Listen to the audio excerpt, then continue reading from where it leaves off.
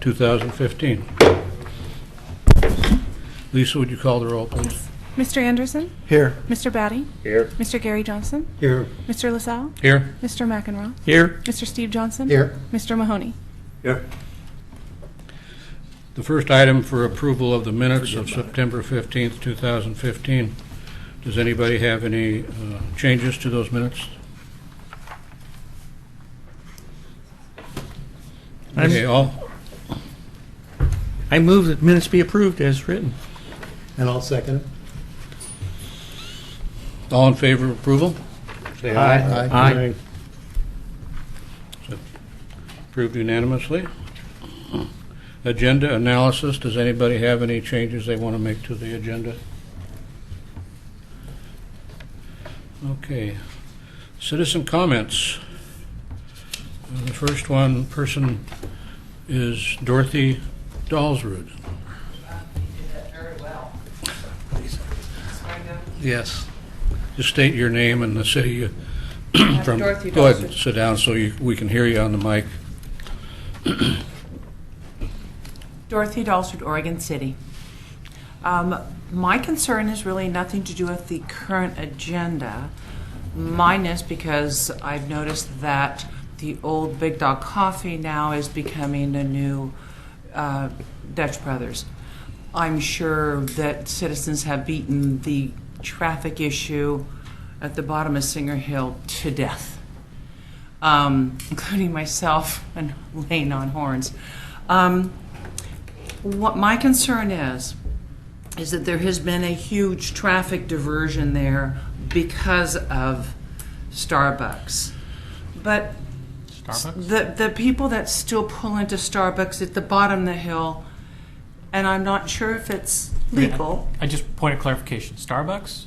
No, I'm sorry, Dutch Brothers? Dutch Brothers, Okay, thank you. So the existing Dutch Brothers. The existing Dutch Brothers, and I probably will do that again because I don't go to either. But the bumpers hang out in the driveway, blocking pedestrian traffic, and also hang out into the street. So you have to veer. We already know that's an existing problem down there, and I don't see it being alleviated. However, if that is against the law, will it be enforced up on top of Molalla? Because that is a one lane, not a one lane plus a Dutch Brother lane at like the bottom of the hill. You see how if we just stick 2 feet out or even 6 inches out. So that's my concern. A question? What location are you talking about? The new location that's going to be at the top of the hill up here, or I should say at the corner of Eastham Hill, Eastham School. At where 7th and Molalla come together? Right there by Right. Division. And Used to be 7th. Big Dog. It used to be Big Dog okay. Coffee. Big Dog Coffee, and now It's it's... been purchased by the Yeah. Dutch Brothers Corporation. So, I guess I just need to state my concern, and that would be it. Okay. When do I find out if something like that is legal, and how do I pester it if it becomes a problem? Would Like it that already be is. code enforcement? Well, it's not a change in the use. No. So it's one coffee shop versus another coffee shop. So it's not a change in the use. And what was permitted under the previous construction would still be valid. There wouldn't be any additional requirements that they would have to comply with the new use. Pete's here from planning. And Pete, would you mind? He's much more versed on any of these land use issues. Should I go sit back down? Yes. Well, they might have some questions of you. Okay. So I don't believe they'd have to go through any land use process because really they haven't changed zoning, they haven't changed the use. Everything that was constructed at that time was approved and per city specifications at that time. That reconstruction was only 4 or 5 years ago. So I don't believe they would have to do another traffic analysis or anything along those lines. If the committee would like, we could talk about this in more detail at an upcoming meeting, or I could talk to you about it briefly now. Your mic turned on, Pete? Oh, It is. Yeah. Sorry. I'll speak up. The original approval was by the Planning Commission in 2007, and the ownership changed several times, and it has been vacant for some time now. But Martin is correct, it's not a change of use.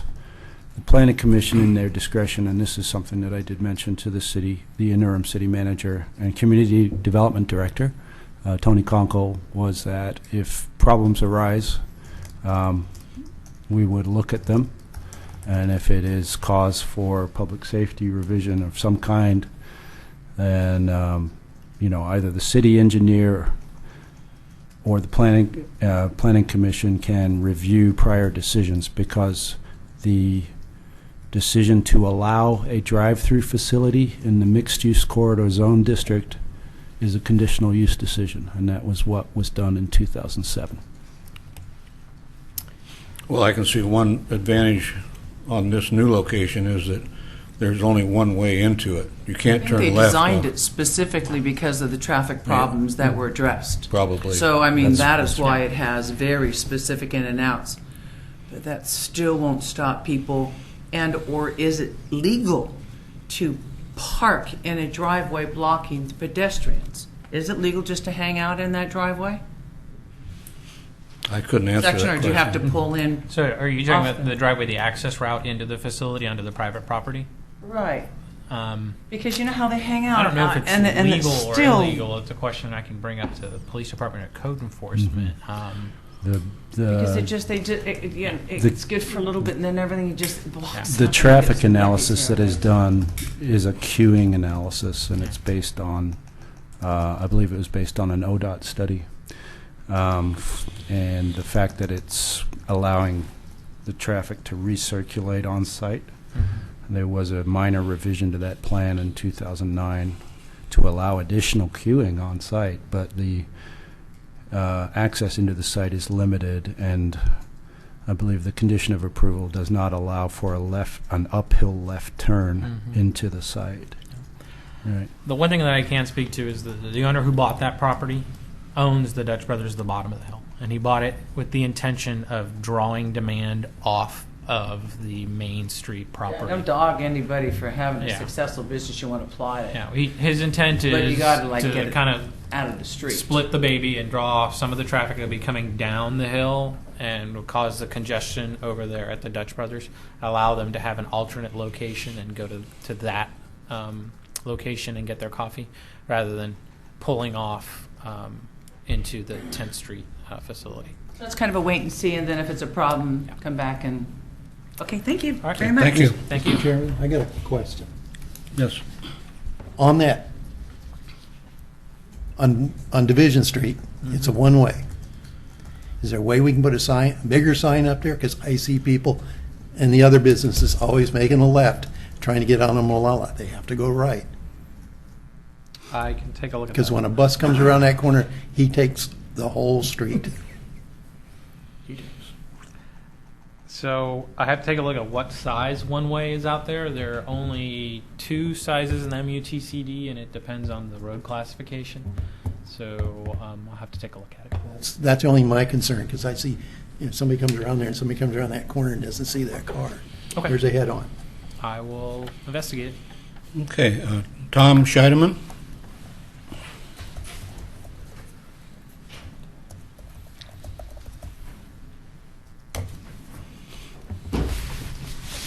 Hi there.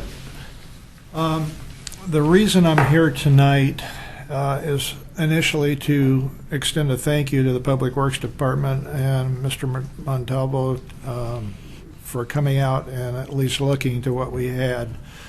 If you were here at the last meeting, I wasn't due to a schedule conflict. Tom O'Brien brought forth a lot of concerns around the Partlow South End intersection. Based on that, some Department of Public Works employees have been out there. They installed a new sign on Partlow at facing South End to the west, and they've removed some of the foliage that blocked anybody from seeing the stop sign there. I noticed tonight the radar trailer is parked out on Partlow again to try to help the speed concerns. So we will continue to essentially pursue safety improvements for residents of that area, but it's nice to see that something is being addressed, and I just wanted to extend that so you folks would know. Thank you, Thank John. Well, thank you very Kind. much. It's nice to have compliments and for good work done. There are still 2 items from when I met out with you that I told you I was going to look into, and I want to let you know I'm still moving forward with those 2 items. What I expressed at the last meeting is the low-hanging fruit, the easy fixes. I would get those done for you right away. The other stuff, it's on my plate, but the plate's like this high right now. So I'll keep working on We'll it. keep in touch. Yeah, thank you. Thank you, gentlemen. Our next guest is Louisa Gagnon.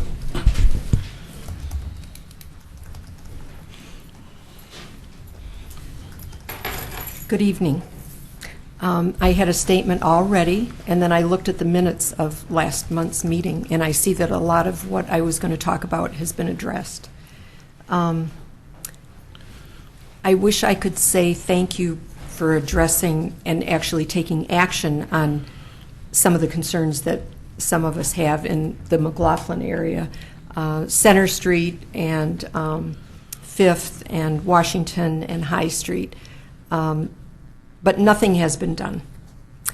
Once in a while, there's one of those radar signs, and people slow down, which is great when the radar sign is there, but when it's not there, they don't slow down.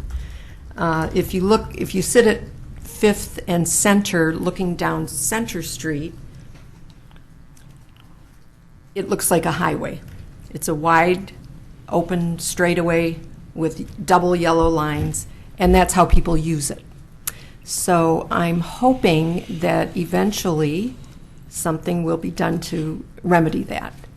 And I don't know who to ask or where to expect an answer. Who should I expect Well, an I answer think from? we are working on those kind of traffic issues, but it's something that I've learned cannot happen overnight. All I can do is encourage you that we are working on it. I think I've gone to all the neighborhoods. Yes. And I'm in the process of compiling all that information, and then we'll present it to the traffic committee.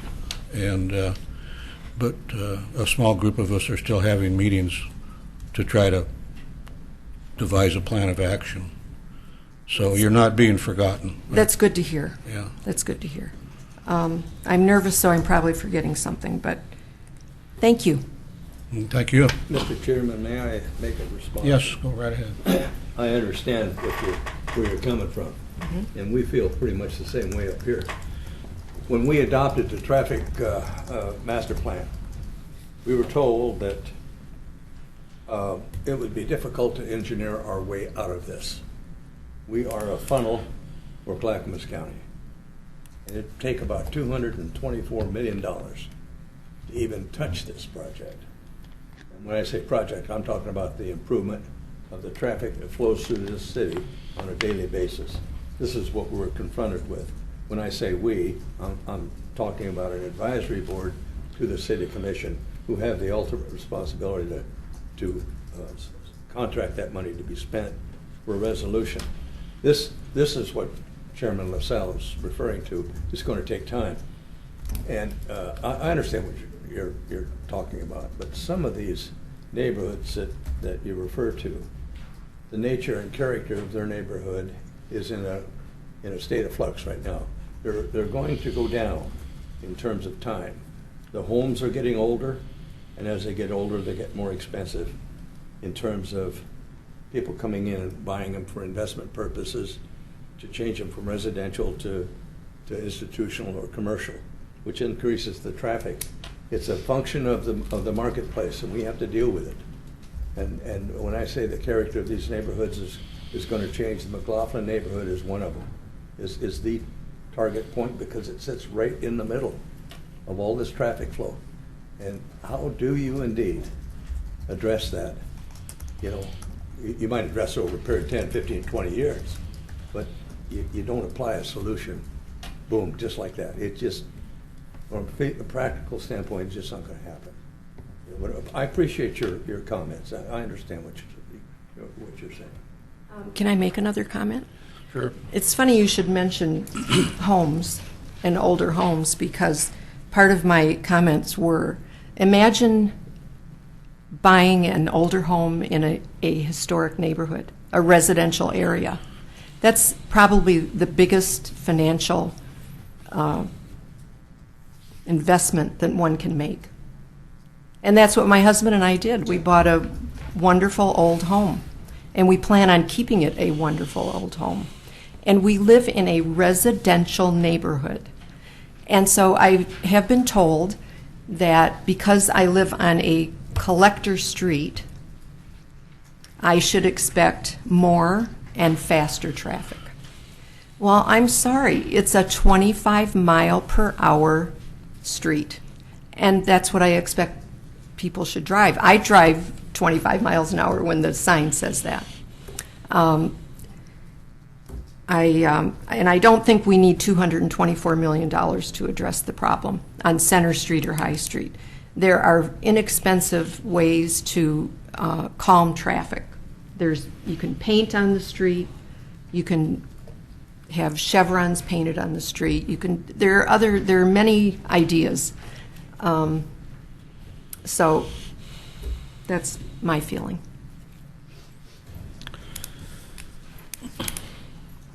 Denise McGriff, I'm assuming you wanted it, citizen comments? Oh, absolutely. I came here specially tonight just for this. I think she's loaded for bear. Good evening. Denise McGriff, and as many of you know, I am a resident of the McLaughlin Conservation District. I also happen to be a member of the McLaughlin Neighborhood Association Steering Committee. I want to reiterate what Louisa said to let you know that for over a year now, McLaughlin neighborhood residents have been coming to you asking you to help us create a solution to an issue that you know all too well. As you know, through my involvement in the neighborhood associations, every time I talk to somebody from one of the other neighborhood associations, the number one complaint, and I will keep repeating this till you guys are sick to death of it, traffic, traffic, traffic. That is the number one problem that people see in their neighborhoods, and then you've got crime and other issues following that. We have talked to Chief Band. We have talked to our new neighborhood liaison, Sergeant Justin Young. We have talked to the police. We have talked to city staff. We appreciate the fact that you have approved some funding for traffic calming. What we are looking for is a work plan and a plan to implement that work plan. Where is that, and why have we not seen it? We would like to work with you towards addressing this issue. We have already said we were willing to be the guinea pig for this experiment of traffic calming in the city, and you would know very well why. We are looking to you to get the ball rolling. While your meetings are fascinating and scintillating, we would probably like to be elsewhere, but we are concerned enough to be here before you to keep repeating this message to you. So I would like to hear sometime in the next hour or two where that work plan is. What are we going to do? How are we going to solve this problem together? As you noticed, I'm not saying you solve it, I'm saying we solve it. This is a collective issue. I have brought this issue to CIC before. They are concerned. Unfortunately, they aren't here tonight, but I will be admonishing them for not showing up.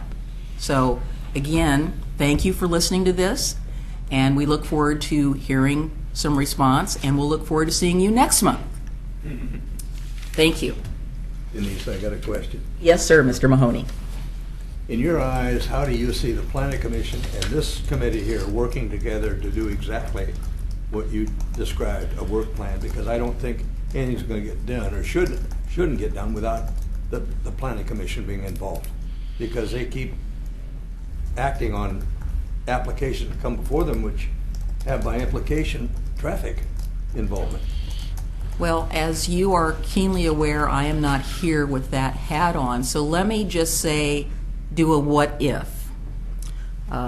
If I were a member of the Planning Commission, what I would probably recommend, and you know that certain members of that commission have concerns with the information that is given to that group with regard to the traffic studies.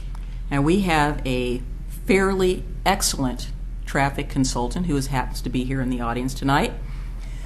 We have seen reports from other traffic consultants, but by and large, they are a formula.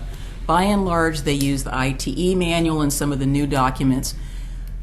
To be honest with you, in my career, I have never really been satisfied with what they say, nor how they say it, because it is a lot of numbers. And what we hear all the time as citizens is that, oh, we have capacity. So now let me step back and say that a lot of citizens come before different bodies, and there is fact and there's perception. We all feel that in some way we are being impacted in our neighborhoods. Now, where I live in the McLaughlin neighborhood, I can see the speed control sign anytime I want to walk out to the street. I watch it on a regular basis, particularly if I'm walking to and from my house, and I don't really feel comfortable with the little black things that get put on the street. I've talked to those folks. I will have to tell you that in my observation, and I'm just talking about today because I was watching it, every fourth car was going the speed limit. Every other car was not. It was over 27. I saw 32, 35.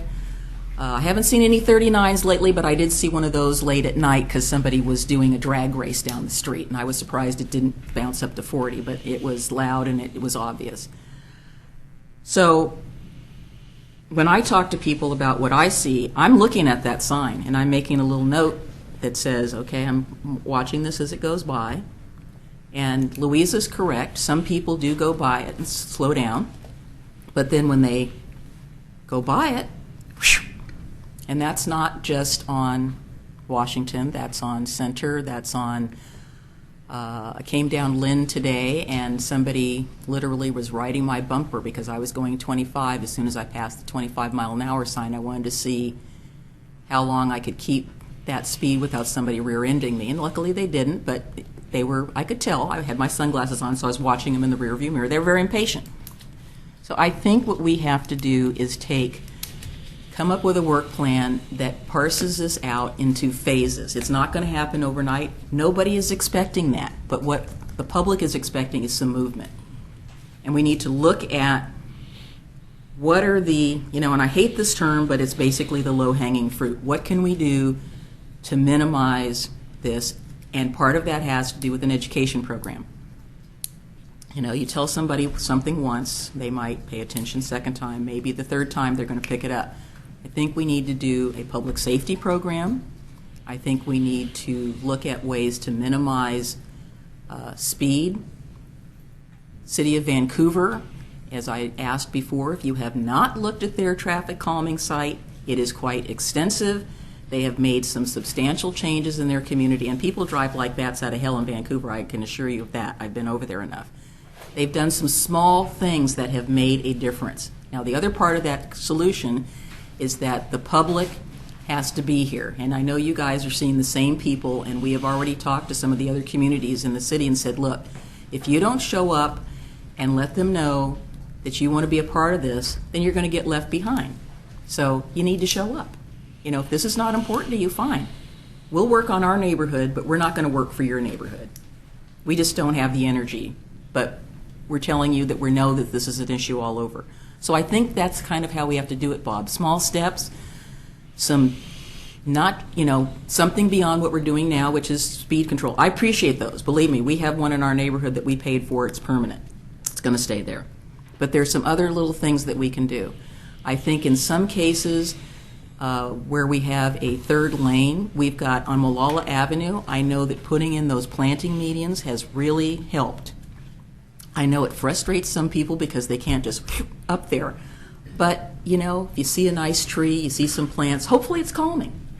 I think we need to look at putting some of those in other places. Every time I go to a neighborhood in the city of Portland, there are small things that they have done in the neighborhoods to Denise. slow traffic down. I'm going to have to ask you to. I know, I'm trying to answer his question. It's a big I question. understand. So Yeah, I think it's more of a question. that's what I that think we can do in where one we night. need to start, is small steps, 1, 2, 3, and it's going to take over time. It's not going to happen tomorrow, but we have to start. Does that help? Yep. I think some ideas in writing would help too. It would help me anyway. Go on the City of Vancouver's website. Okay. There are zillions of solutions on there. City of Portland, same thing. Okay. That's all the comment card. Oh, did you wish to speak? Okay. Well, yeah, as I'm sitting there, I have some thoughts. I'm Kimberly Walsh. I also live in the I'm sorry, could you repeat your Kimberly name? Walsh. I also live in the McLaughlin neighborhood, and I've lived here for 14 years, and I've seen a lot of changes. So kind of with your question, I think there's a couple things. There's traffic control, because there's an increase in the amount of people that live in the city and an increase in services. So, for example, the library expanding, causing different traffic. There may need to be some stop signs put in that aren't currently there to help manage that traffic. So that would be, one step, looking at how to control the traffic. The other issue, and then crosswalks. Crossing Fifth is I've got a kid and 2 dogs, and cars aren't stopping for me, and there's not a crosswalk. So there are some, I think, things that are smaller things, like Denise said, that can be looked at. And then the other issue is the speed, which is more law enforcement, and we have talked to them.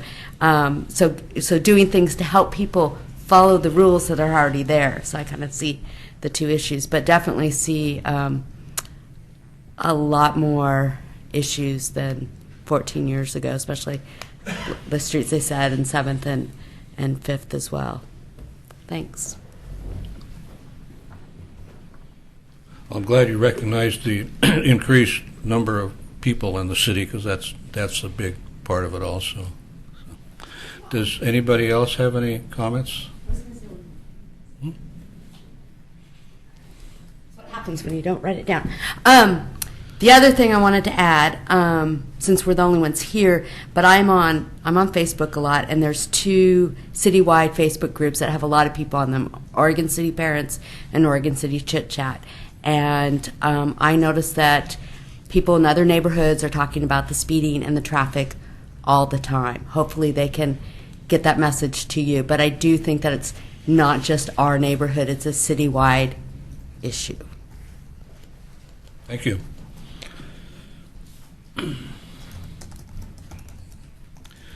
Okay, new business, Newell Creek Canyon Park presentation by Metro. So you guys had asked for a presentation a few months ago from Metro regarding their pending project they have for the Newell Creek Canyon. So we've asked a member of Metro staff to come and present for you this evening. We have Tannen Prince, who's Metro Parks planner, is going to give you a presentation regarding the Newell Creek Canyon Park project.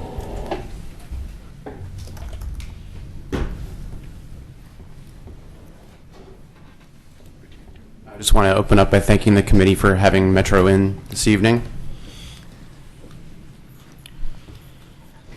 So I've been invited here this evening to share Metro's progress in the planning of a trail system and day use area within Newell Creek Canyon. I'm sure that most folks are aware of where the canyon is. For the record, this is an approximately 250-acre wooded site located north of Beaver Creek Road, east of Molalla Avenue, and west of Highway 213.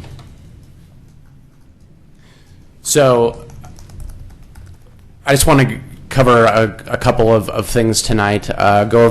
Just briefly cover the planning process, the public planning process that Metro has conducted to set up some priorities for the development within the canyon. talk about basically where the direction for the design is headed as we begin to wrap up the planning process, and then just talk about schedule and next steps as we move towards hiring a consultant team, developing a master plan, and ultimately building this project. Can we advance, please? So we started the public engagement process in April of 2014. Next slide, please. And that was really an opportunity for Metro to conduct a workshop with concerned members of the communities to share some basic information about the canyon, themes of geology, advance, basic ideas about the different types of habitat within the canyon, advance.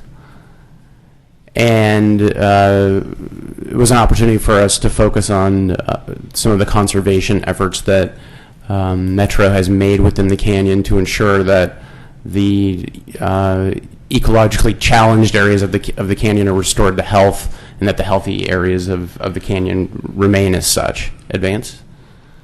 So it was a great event, and we got a lot of commentary back from the public. About 80 attendees showed up for that event, and we received about 175 comments cards back from members of the local community. And if you advance, please. We basically took all of those comments back to Metro and planned a second open house for October of 2014. Advance. And we brought back what we heard.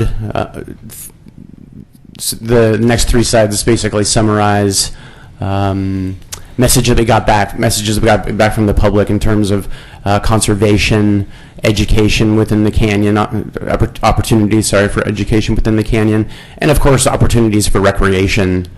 And as you can see here, trails were a big component of that. Advance, please. Also at that open house, we broke the canyon down into 3 major use zones, and those are shown here in red, orange, and green. Red being the gateway or day use area that I'll talk about a little bit later. The area in orange here that we're referring to as the South Rim. Opportunities there include obviously trail systems, but opportunities to see wildlife, interpretive elements, so on and so forth. The area in green is an area that Metro has essentially identified as a conservation area. So ideas that we would develop for recreation opportunities within the canyon would largely observe that as a hands-off area. Advance, please. So that brings us to this summer. We hosted our third open house in June. And really the purpose of that meeting was to take all of the feedback that we'd gathered to date and present basically 3 trail concepts for the canyon rim area within the canyon, and 2 basic diagrams illustrating how we might lay out basic elements for a day use area, and that's an area where we would provide parking, restroom facilities, a trailhead, interpretive elements, things of that nature. So advance, please. At that open house, we shared, again, back what we'd heard from the second open house, and this is basically a summary of that. And again, these 3 major use areas: the gateway, a lot of interest in seeing facilities for picnicking and gathering and playing. The canyon rim, lots of emphasis on trails, and in the main canyon, mainly the desire there was to see opportunities for continued conservation, education, and volunteer work.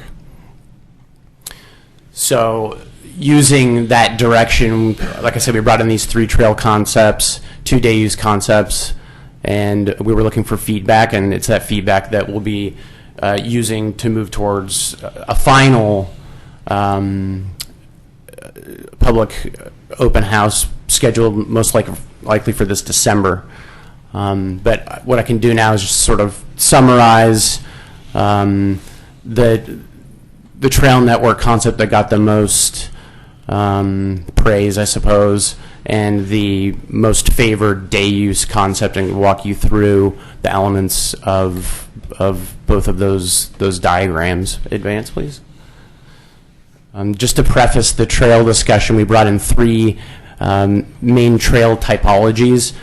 There's a lot of interest in seeing both hiking opportunities and off-road cycling opportunities within the canyon. So our first idea was to create a system where both of those uses are completely separated. So a distinct hiking trail network and a distinct cycling trail network. The second idea was a multi-use concept where all the trails within the canyon were shared. And the third was a hybrid concept where we had a multi-use trail that formed a central organizing element, and then branching off of that would be distinct opportunities for cycling and for hiking. So it wasn't much of a surprise that if you advance, that's fine. It wasn't much of a surprise that the hybrid concept seemed to be the most favored when we sort of tallied up the results of a questionnaire that we circulated. This concept, I think, does a couple of things that are nice. It provides an opportunity for hikers to access about 3/4 of the acreage within the canyon study area. And in terms of cycling, it provides one larger loop and then yet another smaller loop. So it provides a variety of experiences, I think, for both user groups. Actually, can you tell us what some of those colors represent? Because the legend isn't very clear on the screen. Sorry, I didn't know that you guys were looking at it on the screen right in front of you. So the day use area is represented in cyan or blue to the left. Basically, these radiating symbols are just representations of special features that would be designed into the canyon. Most of them are water crossings, so they're bridges and opportunities for views. There are smaller green symbols, and those represent existing natural features within the canyon that we felt we should design the trail system around to access. The areas in orange, the symbols in orange are pedestrian access points, and the areas in yellow are vehicular access points. There are two proposed vehicular access points. One, the primary is on Fox Lane, and there's a secondary that we're considering off of Gales Lane as well. When you say access, you're talking about a car actually going down into? No, just to the day use area. Oh, okay. And I can, if you want to advance to that, we can discuss that now. So this is zooming in on that day use area, and essentially what we're looking at here is a very standard suite of day use components. To the west, on the west end of the site, we've got a parking and drop off area. Adjacent to that is a restroom facility and an entry plaza, so that would be an opportunity for display of maps and maybe interpretive signage for wildlife habitat, things like that within the canyon. And then if you follow the magenta line, which is a multi-use path that provides access to an unprogrammed open space, whether that's lawn or if it's a mowed field, that's yet to be determined. There's also access to a picnic shelter, a nature play area, and then ultimately the idea is to get visitors out to the edge of the canyon where we are considering installation of an overlook shelter and an adjacent trailhead and an interpretive element that would basically share maps for use in navigating within the trail system. And just as a side note, there would be periodic wayfinding locations within the canyon itself too. So it's basically these two scales that we've been studying both the trail network at and the day use area, and we'll be refining these concepts as we move towards our final open house event in December. So next steps, as I said, December open house. Immediately following that event, Metro will, as an in-house exercise, compile a comprehensive plan. So that will be basically a visioning document for all the development that will happen within this nature park facility into the foreseeable future. And elements of that comprehensive plan will be developed into a design document package that will go out to bid, and we'll be building the project most likely between the fall of 2016 and the spring of 2017, opening the facility in spring of 2017. Thanks for having me. I have Yes. a question. Have you got a traffic engineer on board to look at the Gales Lane, Fox Lane connections to Malawa? That will be a component of the project that comes into play when we start thinking about our application for land use. I think you should do it sooner, because Gales Lane itself is probably not usable as a public access point to the park, Why is that? because you can't get to it on Malawa. You can't get out of there, and you can't get into it very easily. Signalized. No, that's Fox Lane. Gales Lane. Oh, you were talking about the secondary entry. Gales Okay. Lane is the one by the storage area. Pardon me. I think that to date, the thought on that would be it would be an exit point for emergency vehicles. Depending on the way that we configure the parking lot and the geometries of that, I think that the thought is that it would be a keyed secondary access, and if needed, emergency vehicles could exit the site, but not necessarily have that open on a day-to-day basis. Tannen, do you have a date and a location yet for the open house meeting? It will be in December, but I don't want to share a date because I haven't nailed down a location yet. Okay. Most things are set, but it will be in the early part of the month to try and avoid the holidays. Is there a plan? Plan it on a night we have neighborhood meetings, so that would be checking in with the city. We'll try. There are a lot of people to satisfy in terms of the scheduling of these events, so.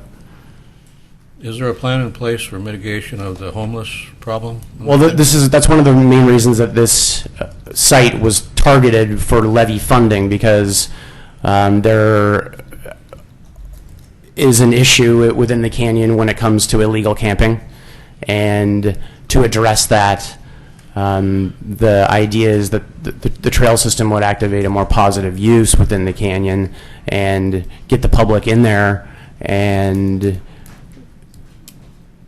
eliminate Newell Creek Canyon as a place to hide. Anybody else have? Yes, John. Is there hard copies of the draft plan at this point available? The website, you can download all of the materials to date that have been developed for all of the public open houses. But if you need hard copies, I'd be happy to provide those. But the quickest way to access graphics and basically all of the materials that we've shared with the public to date is the website. Can you give us that website, please? I believe it is www.oregonmetro.gov/Newell. Do you anticipate an on-site guide of any sort? There would not be a 8-hour-a-day employee stationed on the site, but Metro employs rangers, and those rangers, Yeah, that's what they make depending on the type of site and the amount of usage, sometimes 2-3 times a day they're in there, just making sure that everything is operating as planned, cleaning up trash or taking out the trash, making sure that the bathroom facilities are clean, and just keeping an eye on the operation. Do you utilize residential park hosts, or are they camp free, so to speak, in their fifth wheel? Anything? Nothing formal that I'm aware of at this point, but I know that we've had a lot of interest on behalf of the neighbors where this project is concerned because of the illegal camping issue, and I think they're pretty enthusiastic about. The day use area was slated for development as an apartment complex, and that didn't work out. So instead of having a new gargantuan apartment building next door, they now have a nature park, and I think that they see the positive sides of that, especially when you compound it with the anticipated control of the homeless issues in the canyon. But to that point, I would not be surprised to see the neighbors be good neighbors when it comes to keeping an eye on the site. How big a site is that? The day use area is about 5 acres. And In the total? about 250. Oh, is that right? Yeah, it's a pretty good size. But, yeah. And the stability of the geography is such that it's not going to slough? Or? There have been some landslide issues within the canyon, and just as we'll be taking the traffic concerns very seriously, we'll be taking the geology very seriously, and we'll be hiring a geotech firm to essentially conduct boring investigations into all of our trail alignments and all of the paving sections within the day use area to make sure that everything is stable and capable of supporting those uses in terms of just the makeup of the soil and geology. Got another question, Mr. Chairman. For the metro area, there's something called the 40-mile loop, which is much larger than that, and a lot of that is integrated across various jurisdictions, different cities, and so on. How close does this fit any of that scheme? One of the issues, there's also an Oregon City loop, and the closest planned connection for that is on the east side of 213, and so unfortunately it's not within the scope of this project to make any connection over to that planned element of the trail network. But I think that in the scheme of regional trail planning, the most immediate connection that I think is relevant here is the Oregon City loop and the role that this could possibly play one day. But right now, the 213 is just a barrier to that planned corridor for the Oregon City loop and the network that we're talking about down here within the canyon.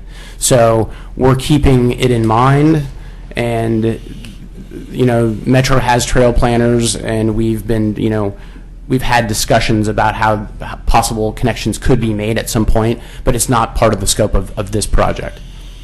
Thank you. I guess that's it. Thank you. Great. Thank you for having me. Very, very interesting. So, Great. Tannen, I'll coordinate with you in terms of giving you an agenda for our community meetings and see if we can work to try and find a date that works for most of the residents in the community. Is that the same one that's posted on the Oregon City website? Yeah. I use it Okay. to try and schedule events in Pioneer Community Center, and It's just this is going to be a popular topic, and it would be beneficial if we could have really good attendance like we had at the first workshop. I've been to both of those, and hopefully by the time we meet next month, we'll have a date and location. I'll share it with the members of the TAC, so you guys can all be present. that's great. Thank you. All right, thank you for coming. Appreciate it. The next item is readoption of the Beaver Creek Road Concept Plan. Pete Walter. So Pete needs no introduction, so I will turn the table over to Pete. Pete who? Thank you, and good evening, everybody. I'm Pete Walter, Associate Planner, and with me is John Replinger, who is the city's longtime transportation consultant. You know John from other plans that we've brought before you, I believe. My goal here tonight is to attempt to briefly summarize the Beaver Creek Road concept plan, in particular the transportation elements, and provide for you an overview of the readoption process that the city is attempting to go through at the moment. We've given a similar presentation as this to the Citizen Advisory Committee and to the Planning Commission, and I will go over who else we're going to be talking to in my presentation. I have about 25 slides, and I'm going to go through these. And John is going to help you understand how this plan dovetails with the transportation system plan that was adopted in 2013 and how that is all integrated. So we'll go into the presentation. Let's see. You might need to turn it on. Yeah. Maybe. Yes. Okay, this is an aerial photograph from the plan. The plan shows the area that we're talking about is the area in yellow outline. It takes in the Oregon City Golf Course. The southernmost road there is Old Acres Lane, and the northernmost extent is Thayer Road. Beaver Creek running northwest to southeast on the boundary of the plan. Beaver Creek Road. And this is the history of where we're at. So the Beaver Creek Road Concept Plan was adopted in September 2008. And it took about 2 years to develop the plan with strong citizen input. Following September 2008, the plan was appealed to LUBA, the Land Use Board of Appeals, and they remanded the plan back to the city and to Metro to resolve some employment land discrepancies between the Metro map and the city's map. Metro did adopt a revised Title IV industrial lands map in December 2010. However, the readoption by the city was further delayed due to various legal objections to the larger Metro urban growth boundary employment issue, known as the capacity ordinance, and other urban reserves issues in Clackamas, Multnomah, and Washington County. Very complicated legal things going on there. However, those issues were finally settled by the state legislature, which resolved the UGB in 2014. That was called the Grand Bargain. And in September 2014, those final appeal issues were dismissed for the Oregon City, and the city was allowed to proceed with the readoption of the Beaver Creek Road Concept Plan on remand. It's a lot more complicated than I'm just bulleting here, believe it me, but that's why it's taken so long for this issue to come back. The concept plan itself consists of these land use areas, and I'm going to show you this map a few times throughout the presentation. The blue area is the industrial lands area, the employment land generating area, known as the North Employment Campus in the plan. Wherever there's any green on this plan, it is an environmentally sensitive resource area or a tree growth of importance or an area where there is development constraint due to natural area. In the southern parts of the plan are where you have mixed uses. You have the mixed employment village right across from the high school. Then there's the Main Street area and the two mixed-use neighborhoods of different densities. Those are the two yellow areas shown. The eastern mixed-use neighborhood and the western mixed-use neighborhood. I'll talk a little bit more about those later. What is the basic approach here with the readoption? Because the plan is on remand, we're not revising the plan document from 2007. The plan document was drafted by the Citizen Advisory Committee and the Planning Commission and all the citizens who worked so hard to put it together those years. The vision, the goals, and the policies, those land use areas, the transportation system that are conceptually discussed in that plan will not be revised. The goal is to summarize the existing adopted plans and cost estimates for this area that have been adopted since 2007. And those are shown here. They include the transportation system plan, etc. in order to comply with metro requirements for urbanization of an area within the huge urban growth boundary, these are the bullet points of what a concept plan must address.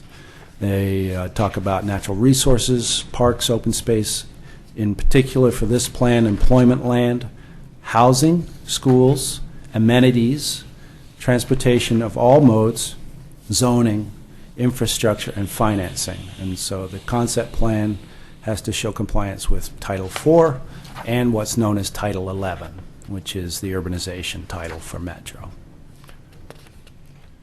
Just a brief summary here of the 2007 community engagement. So there was a advisory committee, there was a technical committee, numerous open houses, and workshops. The Planning Commission met 4 hearings and City Commission 10 hearings. So this was fairly detailed public outreach and community engagement for which Metro provides funding in order to accomplish this draft planning. This is an overview of the acreages involved.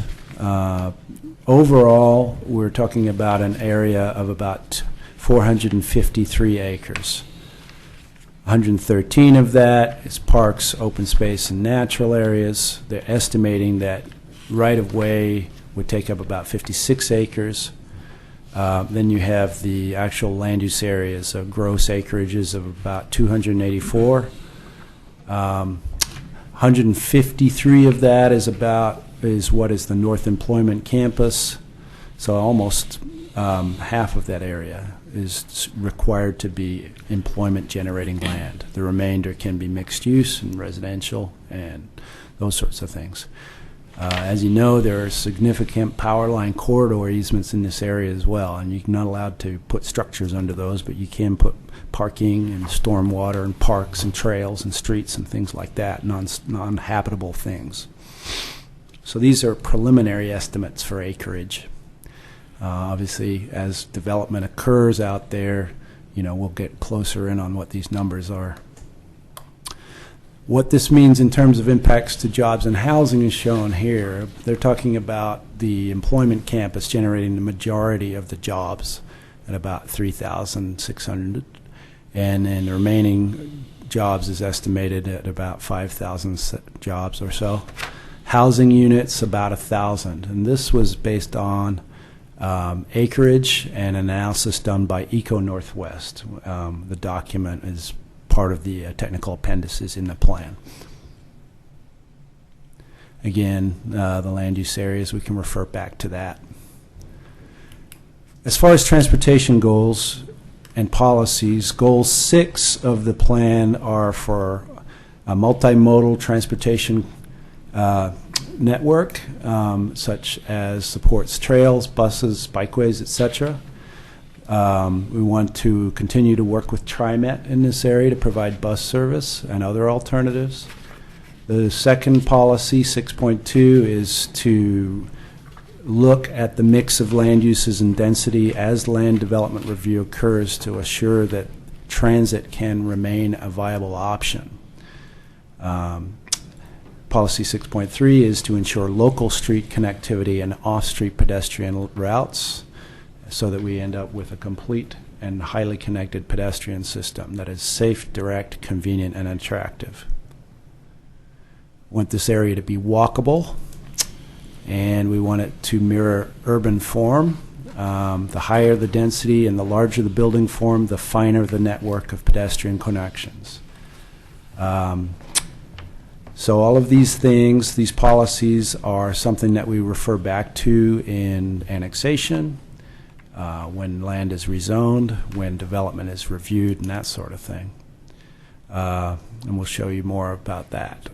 Goal 7 is to maintain the safety and capacity of Beaver Creek Road. As we were talking about, it is a large corridor. It carries a lot of county traffic. We want to implement design solutions that promote pedestrian safety, control traffic speed and access, and accommodate the projected vehicle demand. The design street sections that are in the plan, the conceptual street sections, call for a Green Street Boulevard for Beaver Creek Road, and I'll talk about that a little bit more later. We want to work with the county, who is the current jurisdiction on Beaver Creek Road, and the state to establish posted speeds that are safe for pedestrians and reinforce pedestrian-oriented character of the area. And finally, Policy 7.3 is to control the access to Beaver Creek Road as development occurs so that full access points are limited to the intersections shown on the circulation framework. Right-in, right-out access points may be considered as part of master plans or design review. With an area this size, we anticipate that the larger land areas would apply for master plan applications, which are bigger picture, longer term applications, which then subsequently submit more detailed plans within a shorter time frame. This is the transportation network. This is what we're really here to discuss tonight. It shows the extensions of Glen Oak Road, of Myers Road, of Loader Road, and Claremont Road through the site. The capacity of Beaver Creek Road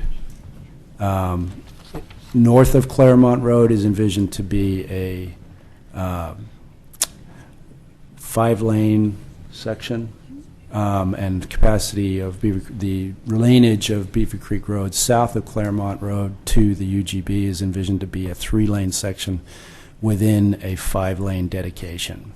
That's what's discussed in the plan. Then the collector roads and smaller level roads are discussed conceptually throughout.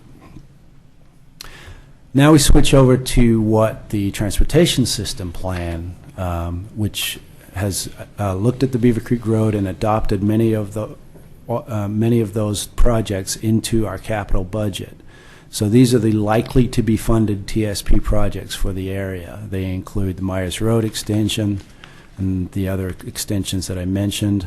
They also talk about the arterial parallel road through the area, which is known in the plan as the Ridge Parkway, and in the TSP as Holly Lane South Extension. So, there's a little discrepancy there, but the ultimate name of that will have to make sense.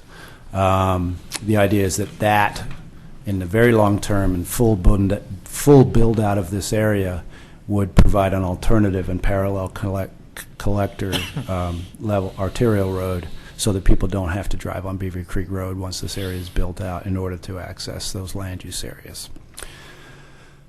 In addition to this, this is an example of where those plans are shown graphically in the transportation system plan document. So I've cut and pasted the plans and the corresponding project numbers into the PowerPoint here. These are the street and intersection expansions that we're talking about on the previous list. In addition to that, the conceptual walking solutions, so sidewalks and trails, are shown as W's in the TSP for this area. Then you have the conceptual biking solutions, which have a B prefix in the TSP, and those are shown here. And then you have what are called shared biking and walking solutions, or wide shared use paths, which are indicated in brown.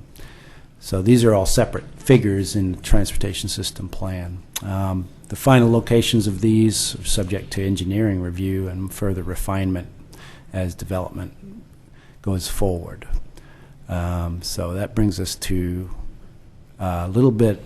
In the plan, when you look at it, you will see several street cross sections. This is an example of what Beaver Creek Road might look like. They're talking about the 3-lane right-of-way cross section looking north. And those graphics are intended to guide development review when it occurs. The concept plan essentially supersedes the TSP in these areas. So a developer would build a right-of-way section that is in compliance with this plan as a modification to the transportation system plan. Here's an example of the Main Street collector. There are there's about 8 or 10 street section graphics in the plan, so I didn't include them all, just for brevity. These are the upcoming meetings that we have. Tonight I'm before you for Transportation Advisory Committee, but we also going to meet with PRAC, Caulfield Neighborhood Association, the Hamlet of Beaver Creek, and we anticipate at least one more session with the City Commission before going into public hearings. And we do anticipate there'll be more than one public hearing here. These are the ones that are required to be publicly noticed. So those are on there, the November 23rd and December 2nd for City Commission.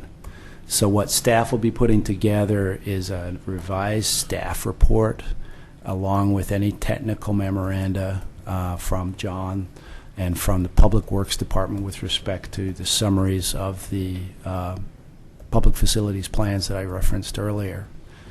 And what happens next in terms of implementation really depends on when we get this adopted, if we get this adopted, if there is further appeal, and we do anticipate that there may be further appeal, and we just don't know what form it will take or how long it would take to go through that. That's why the scope of our review is somewhat limited, so that we can try to manage any subsequent appeal that happens.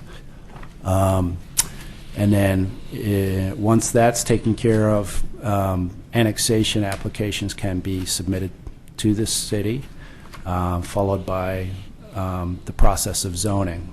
We are deferring zoning at this point in time. We're really just adopting the plan. If we want to move forward and adopt zoning for this area, we will do separate Measure 56 noticing and separate public hearings in order to do that. But the scope of our review at this point is to try to get this draft plan adopted and then move forward with implementation based on that success. And I welcome any clarifying questions you have. It's an ambitious project. I think we all have some. Yeah. Go ahead. Well, I will go first, if only because he pointed at me. Okay, sure. Yeah. The question I have is I think John will probably want to chime in on this one, but Sure. We had, by my rough guess, I'm guessing we got 10, 12, 15,000 trips a day ultimately out of this area. Has any consideration be given to how they're going to get to 213 off of Beaver Creek Road?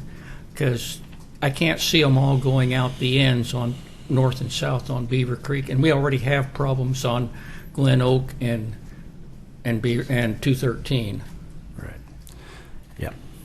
Well, I think part of the answer on that, Henry, is that the whole concept behind Metro and the regional planning, and to a certain extent the city with its planning, has been more of a multinodal aspect, in hopes that an employment center located in this location should help to serve as an employment site for parts of the south part of Oregon City and the folks nearby in Clackamas County. So there, I guess the expectation is that there will be more local trips and local origin and destination pairs. So we're shortening things so that there will be somewhat less need for through traffic on Beaver Creek. So I guess that's part of an answer. The other, Pete alluded to, is we have some parallel facilities included in the plan. I don't think we have been well served over the last 50 years by concentrating ever larger volumes of traffic on few roads.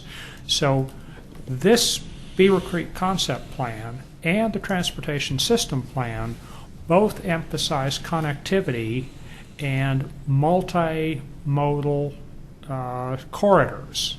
So I think we're trying to address it in multiple ways. The land use mix, the solutions involving multimodal, and the existence of parallel facilities. And I guess the other thing that I would comment on in terms of the planning process is that there was a team that prepared a transportation element for the Beaver Creek concept plan, and there was a team that did the transportation system plan. And there were there's a huge amount of compatibility between those. I mean, we reflect back in 2007 when this Beaver Creek concept plan was going on. We already knew that the old transportation system plan, developed many years before, was coming to its end of its useful life. So the Beaver Creek concept plan kind of preceded and guided some of the new transportation system plan work that was finally concluded in 2013. I think I'm also looking for some hooks whereby the existing traffic from Molalla to Portland and other places that go through this area can also be taken care of and handled, as well as what we're adding to it. Desired by all of us. I think that, again, looking at the regional planning effort, there is a goal of fewer and fewer trips being solved by single occupant motor vehicles. And that's a region-wide effort. Very large amounts of some kind of shared use, transportation demand management. Transit is a bigger component. It's going to take time to achieve that.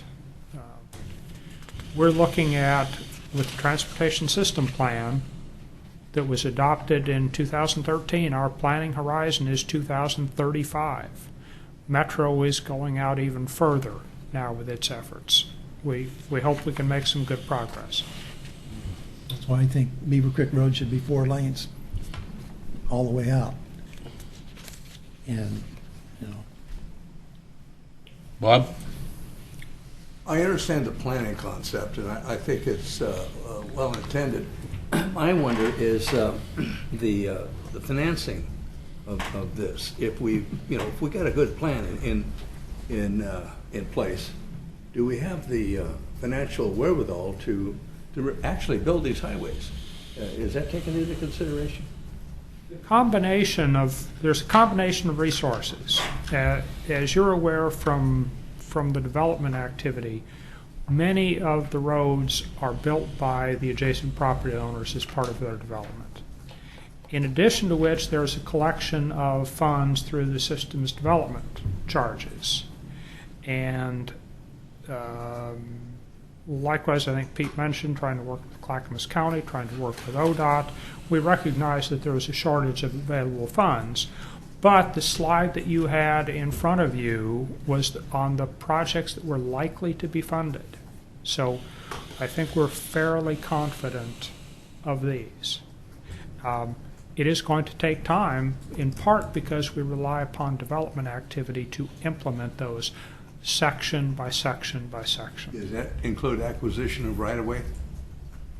Well, right-of-way acquisition is typically the first exaction that we require from development, and then the construction and funding of the improvement is an additional thing. So getting the dedication from the private property development is typically expected by the developer.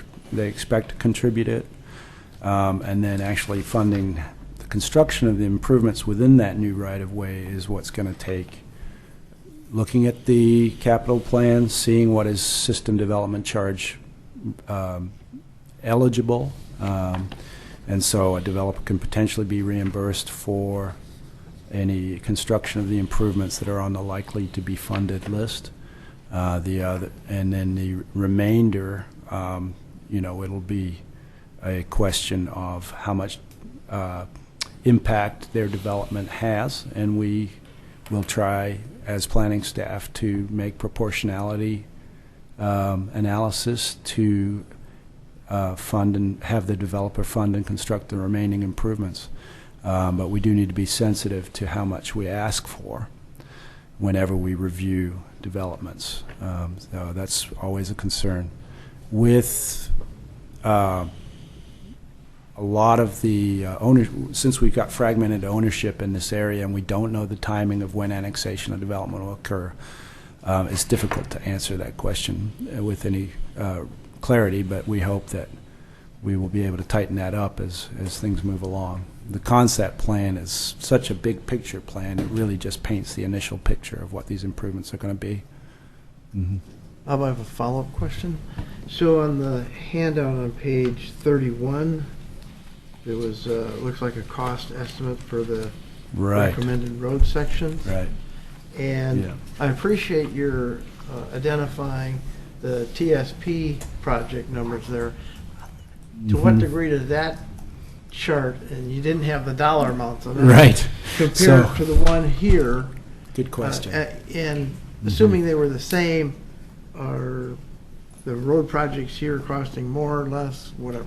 Well, that was the 2007 estimate from OTAC. So those numbers will have changed with the TSP update, and one of the deliverables that we're going to need to produce as staff is exactly how much those have changed. I didn't provide that in your packet. But that's what we're asking Public Works and John to provide a summary for in our staff report. So we will be providing that. So, following up on that, most of the street concepts, and you said this concept plan supersedes the TSP, include green streets or green roads. And do they require more right-of-way acquisition? Do they require more maintenance? And I know there's some trade-off on storm sewer, but so I'd be curious to see if the quote-unquote ideal planning of green streets is adding significant cost, particularly on the maintenance side, because that's where cities always are shortchanged. With the adoption of the city's new stormwater technical manual, our preliminary analysis, and we've seen this trending in other communities, is that many of the stormwater improvements that we'd be asking for, which help lead to this green streets concept, are marginal, if not a break even in terms of cost for the development. I think one thing that's important to note with this plan that Pete's presenting this evening is adoption of this plan, as well as even with the Myers Road concept plan that we had last month. These all have to be on the book and adopted, and everybody knows that this is what the build-out plan is, so that when development does come in, they know what the expectation is and what they'll be held to. So do you think from the planning staff and the public works staff, you'll be able to answer the $64,000 question? That is, well, I'm seeing it as $66 million question. It'll be more than that. Well, right. Yeah. The planning staff and public works staff find out that between what the developer is obligated to put in your SDCs, that it's going to reach. Because of the fragmentation that like Pete mentioned, and when all these come in, it's going to have to be almost a patchwork. I don't assume we'd go to construction in a patchwork pattern, but we'd have to make sure that all the parties have kind of been brought to the table and we've got some sort of cohesive plan that goes through. I don't foresee when that would happen, but that's when planning and public works, we sit down, we all communally review all these development applications. So and we do ask. You've heard me talk about LIDs before, and they're actually listed in here without dollar amounts, but as a tool. And I mean, might the city get a little more assertive in using LIDs so that if you have some small parcel blocking major development, you put the improvements in, and they start paying assessments that gives them incentive to develop in a timely fashion. Any chance of anything like that happening? Well, there already is an economic incentive for development going on in that corridor, because a large portion of it's already included in the, I forget the exact term for it, but it's the economic incentive zone. Enterprise zone. The enterprise zone. Okay. So a lot of that is already in place. So But enterprise zones are only for industrial piece, right? I don't think they cover the commercial or residential. No, I think you're raising the really important question here, especially if you look at the overall cost of this thing, and sewer in particular, and transportation. But what the concept plan does and what is required to do is outline possible funding strategies. I think we have yet to answer whether there needs to be a local improvement district option, whether there needs to be a public-private partnership such as a urban renewal district in this area, which there is not, and that would be subject to a whole bunch of other requirements in terms of the city's charter. Nobody's discussed that yet. So. And one other small one here, and there's a major apartment complex being planned someplace along here. Is that within this concept area?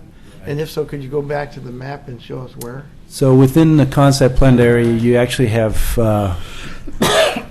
3 separate UGB expansions. You had the pre-2003 UGB, and the 2003 UGB expansion, and then the 2008 UGB expansion. And within each of those areas, the one that you're talking about, which is directly across the high school, was already in the urban growth boundary in the 1970s, and therefore was allowed to be rezoned to mixed-use corridor.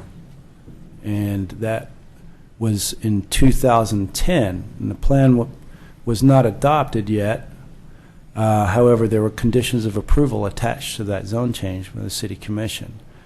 And those conditions of approval essentially stated that if this plan is not adopted by the time development occurred, that the development would be compatible with the draft plan. And that was what the plan was reviewed against in terms of the transportation system and the basins for the sewerage and the water and all of that. And that site plan was approved in 2014, was appealed to LUBA, and LUBA upheld it, the recent decision. So it's sitting right it is about where right across Myers Road Right where- extension. right where it says mixed employment village. Yeah. Right where it says village. It's the plan that was approved and would ostensibly have a 2-year approval period. 60 units of mixed use, 60 units of live work on the ground floor, and another 120 units of just regular apartments behind it. Yeah. Okay. Laid out in a fashion that closely reflects this plan. Thank John, you. I want to interrupt while we're on that exact spot. The plans are to widen Beaver Creek Road. Correct. 5. Now, if I remember right, that apartment complex is very close to Beaver Creek Road. How would that affect the widening of the? Yeah, the very final City Commission hearing, at which I was not there, but Tony Conkle was, we did a calculation, and it would accommodate the 5 lanes, and certainly would accommodate what was in the plan without having to move the buildings. So, yeah. I didn't mean to interrupt, but I No, wanted that's to- okay. Yeah. Yeah, could I ask a question? You had mentioned annexation application. Sure. Is this area not within the city limits of Oregon City? Well, now? the portion that we just talked about is, but there are, I don't have a good map to show you this, but the majority of the area is not annexed to the city. It has county zoning, future urban. So it's a holding zone. The county applies to areas within the city UGB until a concept plan is adopted. Then once they're annexed, we would apply the city zone to them. But until that area is annexed to the city, the city doesn't really have much control over what goes on here? If it's under county jurisdiction in terms of building permitting and that sort of thing and zoning, it's all under county jurisdiction. We have a rather old urban growth management agreement with the county, I believe it's 1997, something like that, which governs, our respective notice requirements for these areas and that sort of thing. And we work closely with the county, both on the concept planning and any development review in this area, so that their transportation system plan and our transportation system plan match up. Would there be an advantage for the developers not to be annexed to the city and just remain in the county? Well, they can't really urbanize if that's what they want to do. I mean, most of the areas, the golf course, obviously, that's There was an attempt to annex that, and it was denied. It wasn't denied by the city, but it was the voters did not vote for it after the city went through there. I know that there's growth pressure and their desire of the owners there to bring that in and develop it according to the concept plan. They were a big part of the concept planning process. So without the concept plan, realistically, there can be no redevelopment or urbanization of this area. Okay. And the incentive for them to try and annex and become part of the city is the city services, the utilities. Right. Because whatever they want to do out there, if it's going to be fairly large in scale, several of the state regulations are going to require them. You have to hook up to. There's available sanitary, you have to hook up to it. There's potable water, you have to hook up to it. CRW does service portions of that area, but if we have an agreement with CRW that if it is part of the city or part of our UGB, then we are the service provider. And I think I just would like to add, if we step back and take a more regional view, if we do not adopt the concept plan, then we kind of, in my opinion, we lose the opportunity to have job generation within the control of the city, because we would potentially drive that business to the Clackamas Industrial Corridor or someplace else, which already has services and that sort of thing. And I think the thought and effort that's gone into the plan with respect to providing cross connections to the high school and the Clackamas Community College in particular, which is something I didn't mention, but is one of the clearly stated goals of the concept plan, annexation and subsequent development in order to do that is what's a really important part of this concept plan, so that people don't necessarily have to drive long distances in order to get employment. And we need employment in Oregon City. Well, Pete, the county's not going to issue any building permits without urban services extended by the city. Right. I mean, is that in a intergovernmental agreement? Well, I mean, today, if you look at their zoning for the FU10 zone, it allows a very low level of development, basically what's there now. So That's all on septic tank? That's a lot of them are on septic. Yeah. Yeah. Okay. But no real intense development's going to take No, place without water and sewer? the level of DEQ regulations will kind of force them into, you'll have to connect into a sanitary right. system. Any development we approve out there would have to provide the requisite pipe size and those sorts of things. And the only thing that's going to be able to pay for that realistically is a high employment generating or a pretty high value land use. So that's what I anticipate. Can I piggyback on that and Sure. ask the question this way? So Sure. I live off of Holcomb, and they've tried to do some annexation in and around Holcomb. They usually gets voted down.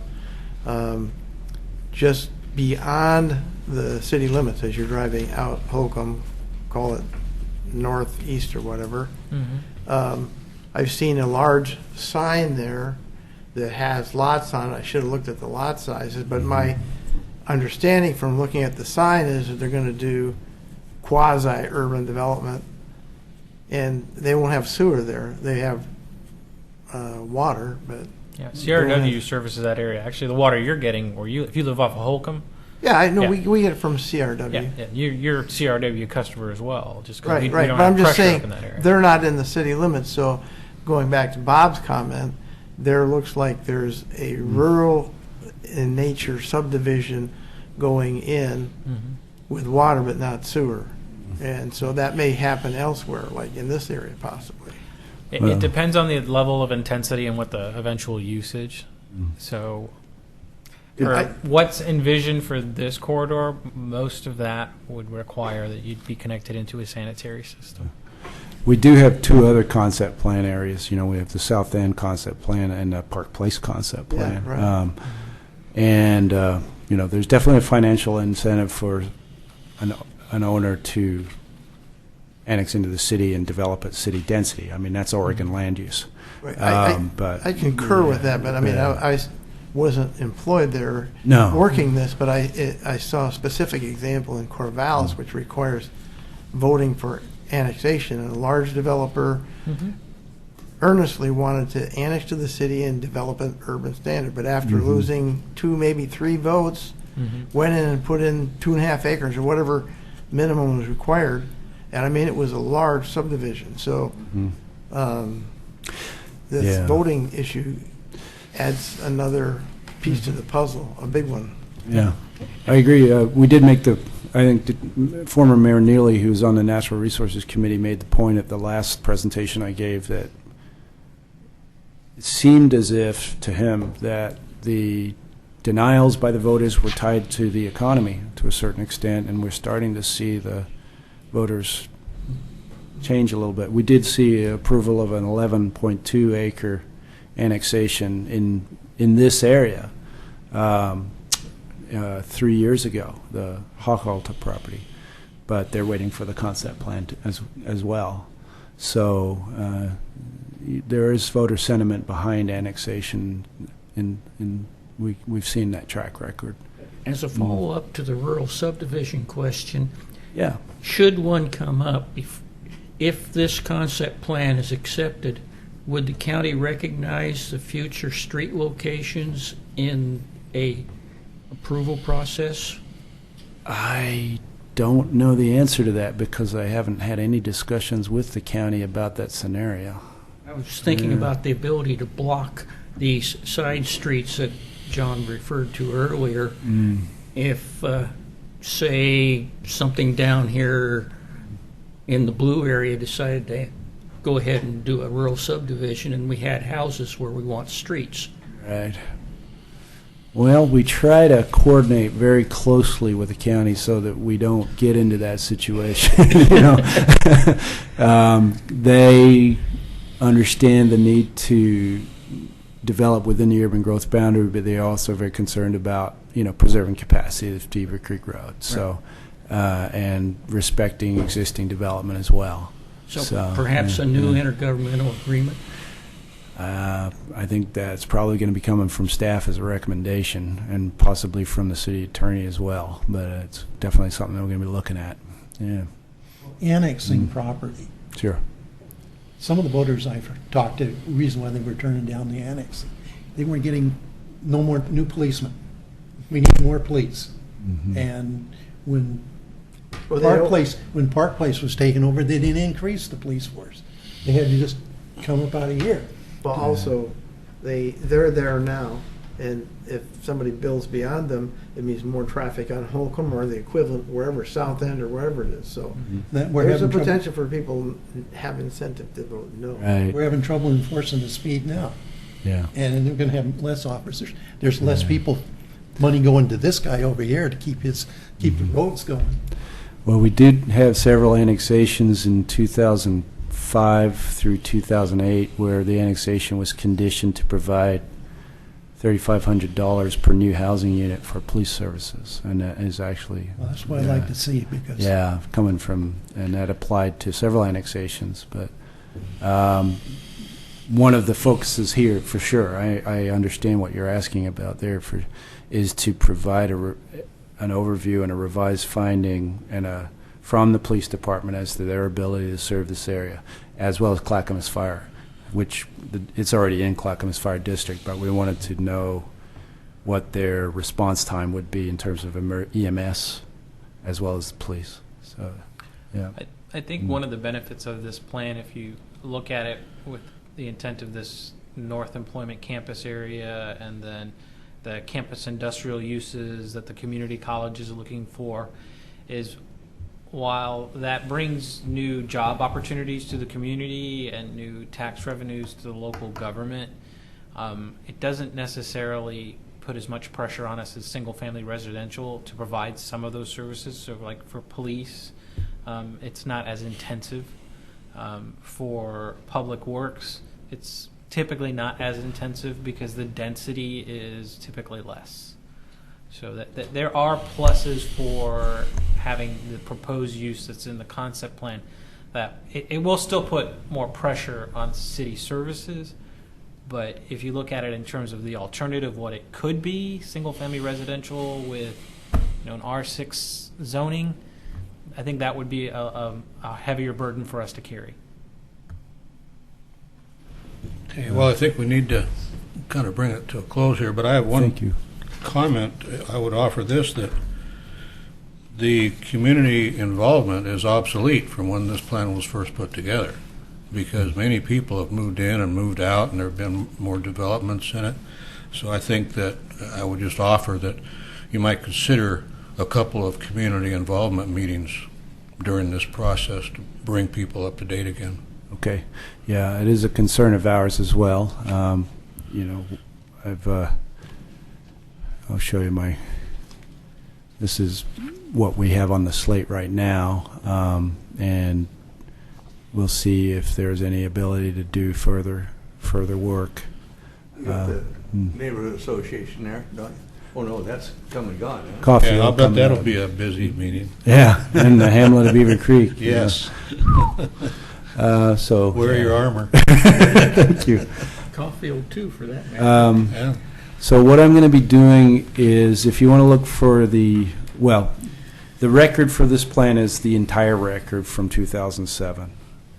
So we'll be providing an electronic link to all of that voluminous stuff, and then, but the most current documents you can find on this link here that I'm showing you.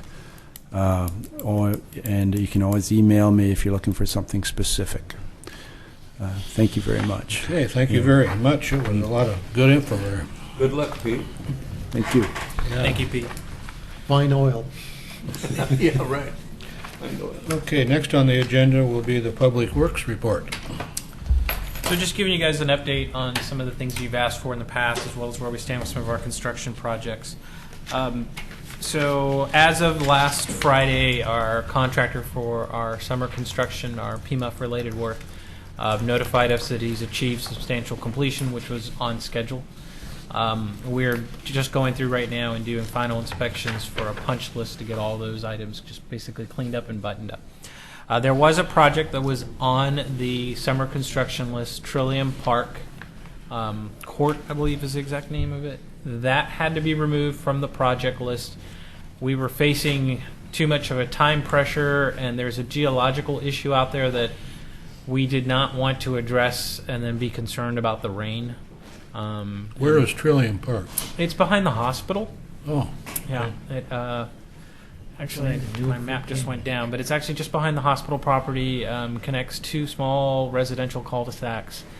There was a landslide activity out there in 07, 08, and we did a project to rectify it, but there's a bit of a dip in the road there. Big crack it was. Yeah. So we were going to try and repair that and do some further stabilization there. Based on the pressures of the project and schedule, and if it ever starts raining again, we just didn't feel comfortable with, the week that they were going to actually open it up was the 1 week where we actually got some rain, and we said, let's err on the side of caution. We don't want to take the asphalt off and then get that area saturated, and we've got a bigger problem that we want to deal with. Are you going to bring up? Oh, I thought you were pulling the map up or something. I was No, trying don't worry to. about Okay.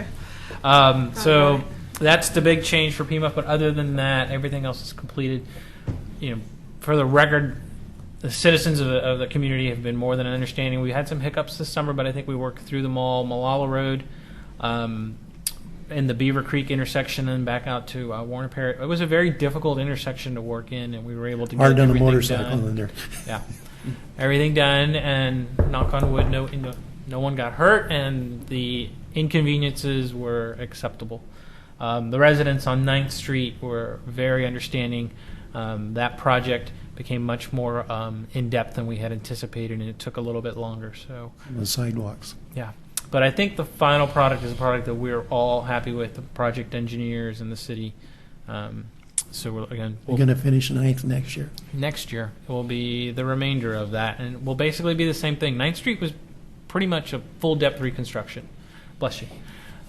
So it took over a month of that road being exposed to the elements and wide open. So again, we're pleased with the final product. We got a couple other utility-related projects that are going on Jersey, and then another one on 12th and Main Street. Those will be finishing up in the next few months. Nothing really transportation-related. They're just utility projects. I did want to remind everybody, membership renewals, your applications are due October 27th. So if you've not turned those into Lisa, please get those turned in. We have 2 members that indicated that they do want to renew their membership to the TAC, and then 1 member who's indicated that he won't be resubmitting. You guys had asked last month for a discussion regarding public works funding. The best people to give you that discussion is our finance team, so I'm going to ask one of them to come possibly next month. We'll see how the agenda looks and have them come and give you a discussion. I can give it to you, but it's a topic that it's best served by somebody from finance to give it to you. It's a good idea. Yeah. And then the last item is just an update on the Drive Safe campaign. So Lisa and John have been working on this and making some good effort on it and some good strides.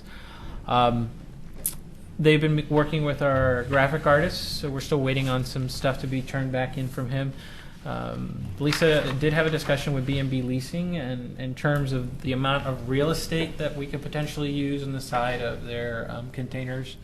That looks like it might be more than we had planned for. And then we're looking at some other just redesigns on the concept.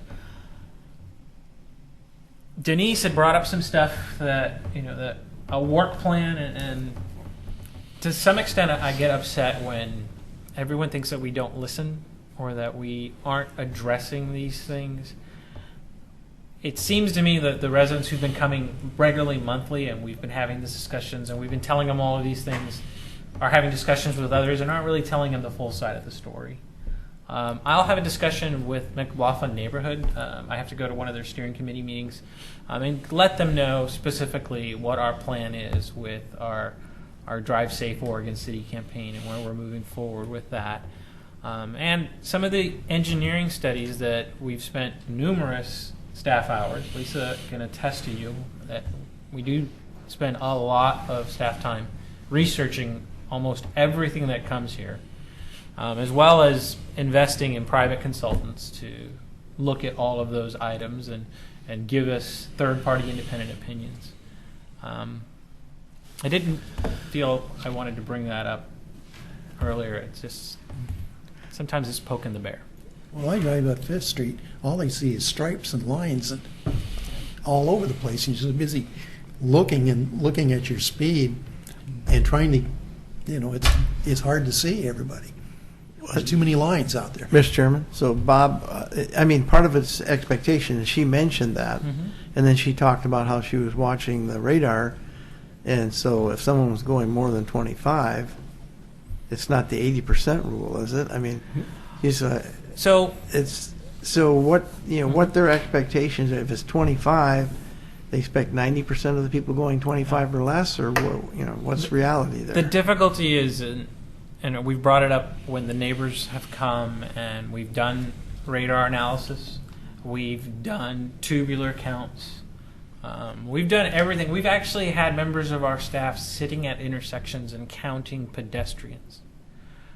Sitting out there for parts of a work day, just counting pedestrians. So is some of that in a report that could be given to McLaughlin? It's been presented numerous times to you and to members of the community when they come here. And I think that in the case of some of those streets, and one comes to my mind exactly as Center Street, is I've analyzed the speed analysis or the speed records of that street in great detail. And I know I'm probably being watched on TV, but people are not looking at those reports in detail.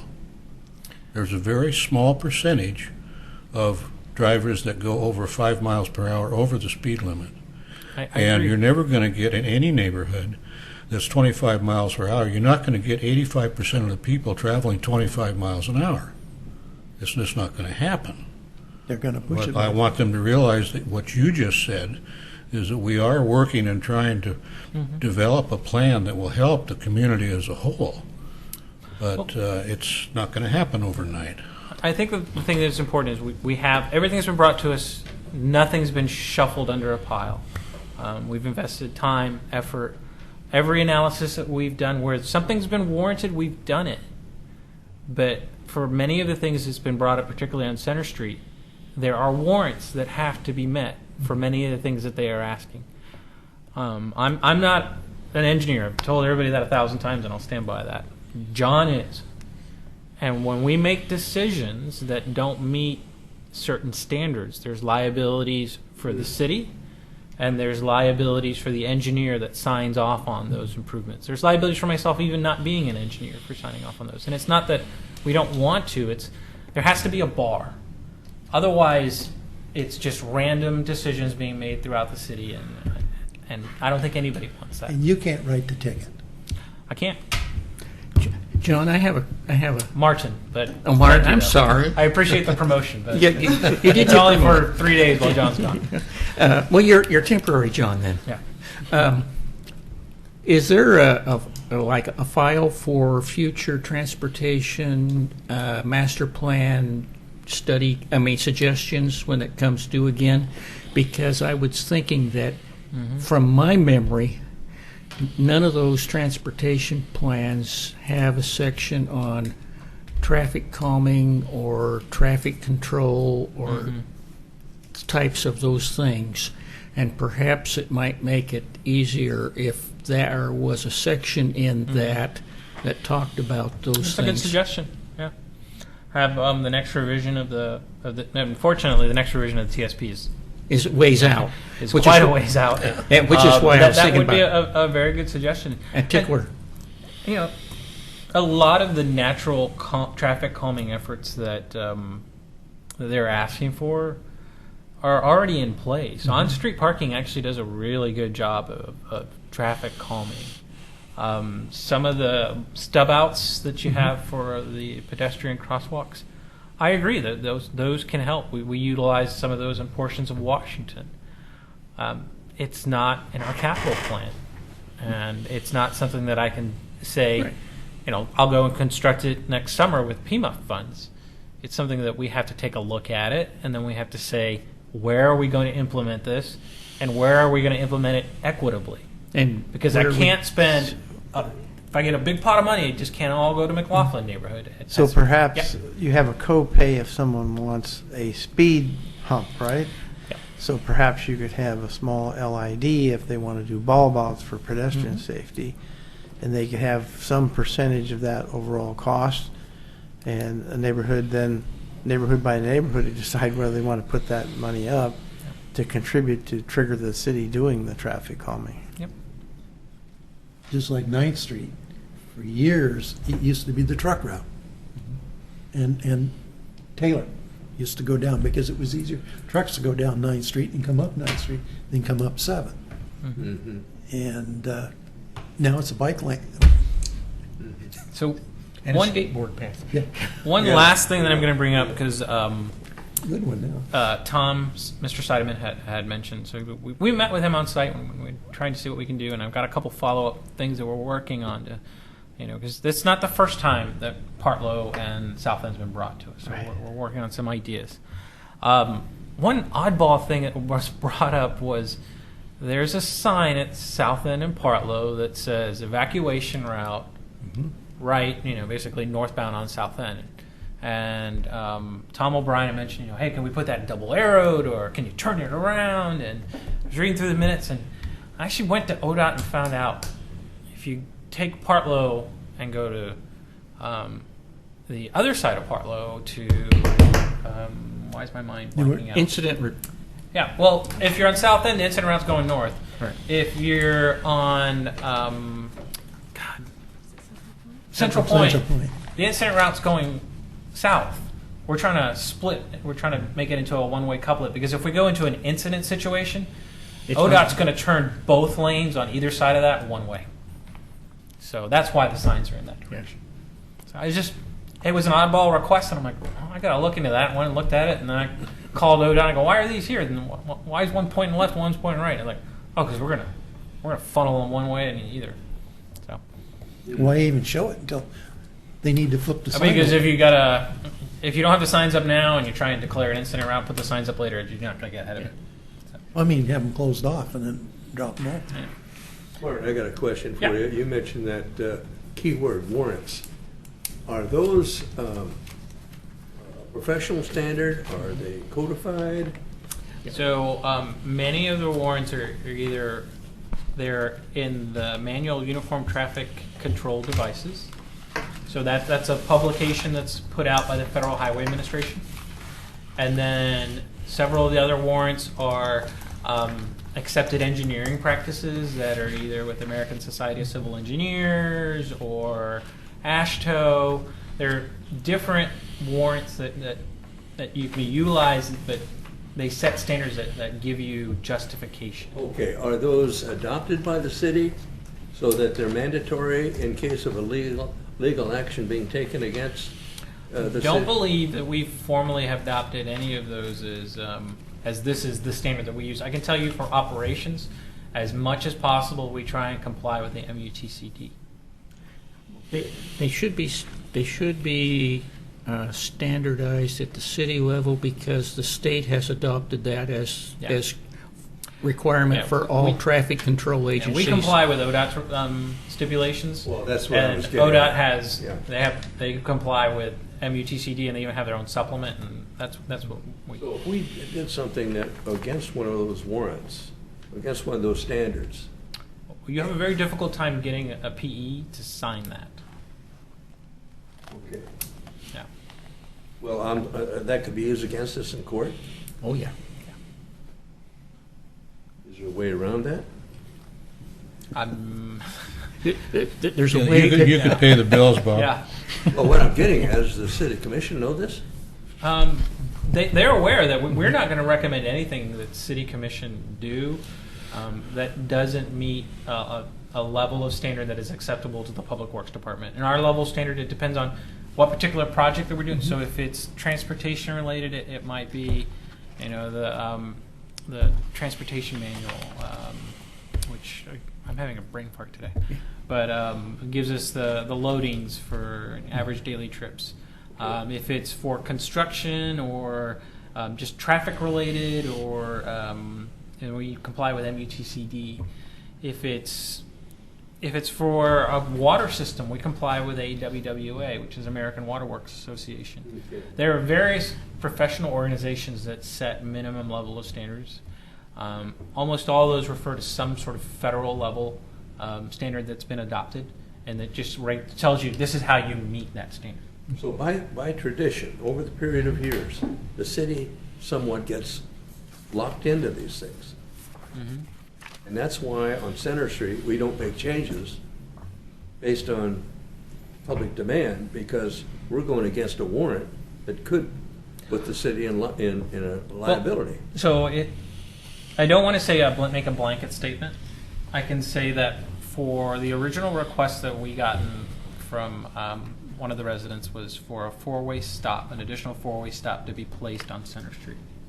So we did an internal analysis, and it did not meet the warrants for an additional four-way stop. Yeah. So to make a blanket statement, I can't do that. Well, I understand We what take you're them case by case as they come in. That's about the best statement I've got. But you for still have a resident that's frustrated. And I understand. Yeah. And we tried talking with her, and we've tried laying out our plan. Mm-hmm. I think Denise has a good idea of formalizing a work plan. I think our traffic calming program that we're still working on, it's much more difficult than people think about trying to come up with a public campaign. Yeah. And then the other thing is trying to time that campaign to when's the best time to release it. Because we're actually looking at the beginning of next school year to try and put that out. The best time to release it is as soon as you get it figured out. So I've taken more of your time than I needed to. So that's the end of Public Works report. Okay, the communications part of the Amtrak Cascade passenger rail, that's an information item, isn't it? Yeah, just an That's what I information thought. item. Okay. Does anybody have any future agenda items they'd like to bring forward? I got one. Maybe it's nothing. In front of the swimming pool, I'm sorry? in front of the Oregon City swimming pool, Yep. the school zone sign is ahead of it. Is there, do we have to go through the state, have that school zone sign pulled down a little bit further on that street? Because there's kids going in and out of the pool all day long. Buses dropping kids off. The kids are running all over there. Okay. I think it should be down 150 feet or. So the placement of school zone signs is another one of these things that, there are standards for how those have to be done. Holcomb Road Holcomb Elementary is a perfect example. We had an incident out there about 3 weeks ago where sign should have been here and it had to get changed, and we went out and we made a mistake and had to take it back down. So it's one of those things I have to take a look at. So if you're kind of take a look at it, because you see the school zone sign, but then you see the front door. Now, does it just say school zone, or does it say school zone and then have a speed zone associated? It's got a with it? speeds in it. Okay, I'll take a look Seems at like it. if you could just move it down a little bit further, it would.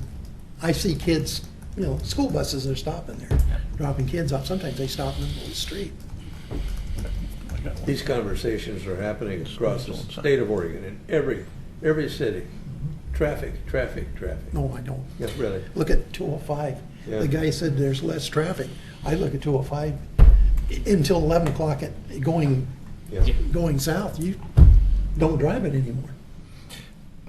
As long as we're talking about placement of school zone signs, there's a new school that went in an existing building at Warner Parrott and Leland at Maryhurst. Yep. And there is a school zone if I'm traveling eastbound on Warner Parrott, and it begins school zone and then ends school zone, and those seem to be placed accurately. But then if I make a right turn onto Leland Drive, I encounter another end school zone sign. So that implies that I'm breaking the law, perhaps, if I'm going more than 20 miles an hour on that short section of Leland Drive. So this is something I just found out a couple weeks ago, because I wasn't even clear on it until we had the hiccup at Holcomb. There's a school zone and then there's a speed zone. Mm-hmm. And you can be in a school zone and not be in a speed zone. Right. And if you're in a speed zone, you're more than likely in a school zone. So I have to look into yours as well, Gary. I would assume that is in conjunction with the 20-mile-an-hour speed limit. Yeah. So we took all of the school zone signs down when Mount Pleasant closed officially. And then when the school district, actually not even the school district, when the city worked out this short-term agreement with Merrillhurst, we had to put them all back up.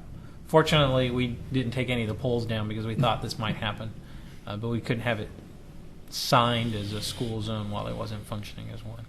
Probably didn't save the bolts. As far as nothing's been moved over what was there previously, it's all just gone back up. Does anybody else have anything else?